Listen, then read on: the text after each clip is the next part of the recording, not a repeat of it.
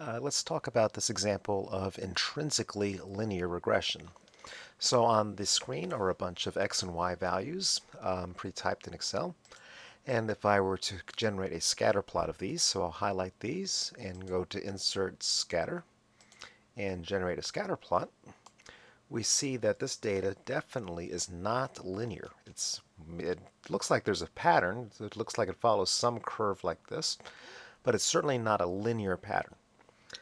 The idea of intrinsically linear regression is to change a nonlinear pattern into something that is linear. So for this data, what we're going to attempt is not the pattern of y is equal to ax plus b.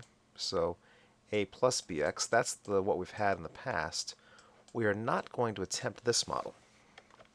Instead, what we're going to do is attempt this model, a plus b divided by x, where we have kind of a horizontal asymptote that occurs as x gets closer and closer to infinity.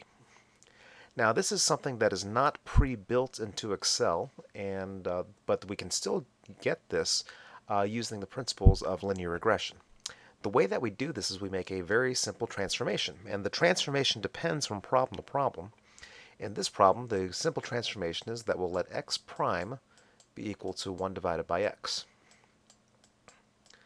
And so in this case, we would have that this is equivalent to the new equation, y is equal to a plus b times x prime.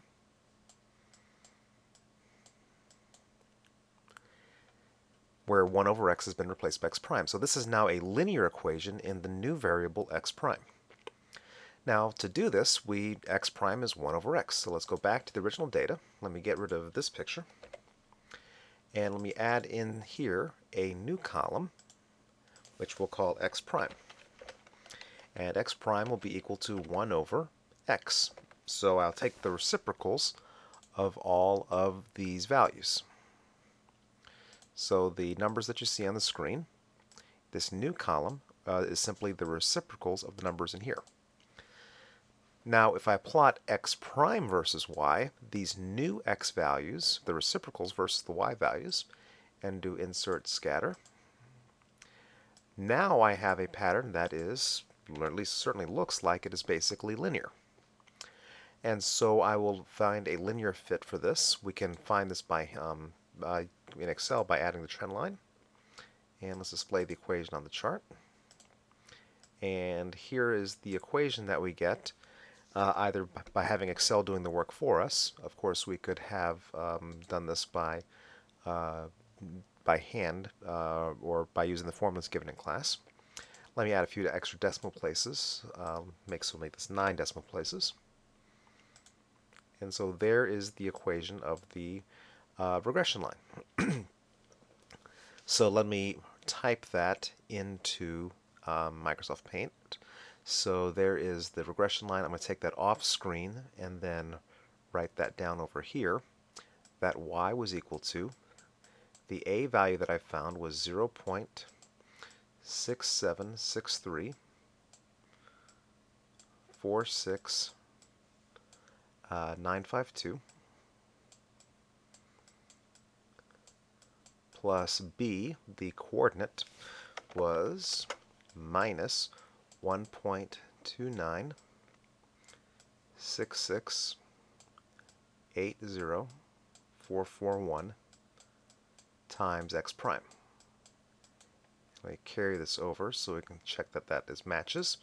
So negative 1.296680441 times x plus the intercept of 0.676346952.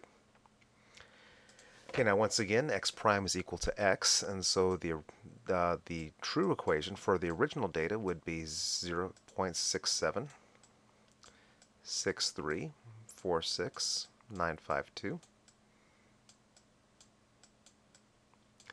minus, and now I will replace x by 1 over x, or x prime by 1 over x.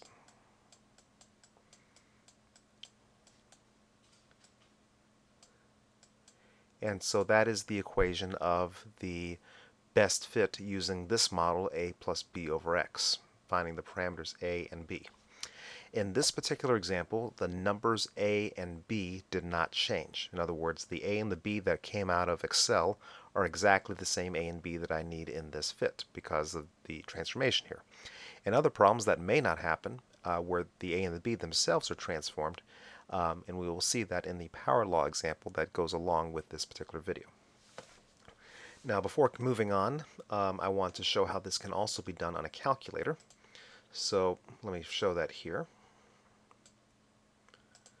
So ahead of time, I typed in the x and y values and list L1 and L2. Now, once again, we want to take the reciprocals. So to do that, I will have my new list L3, and I will type that L3 is supposed to be equal to L1 inverse. So I can do this. I can take the sine of a list, I can take the cosine of a list, I can take the square root of a list, I can take the reciprocal of a list.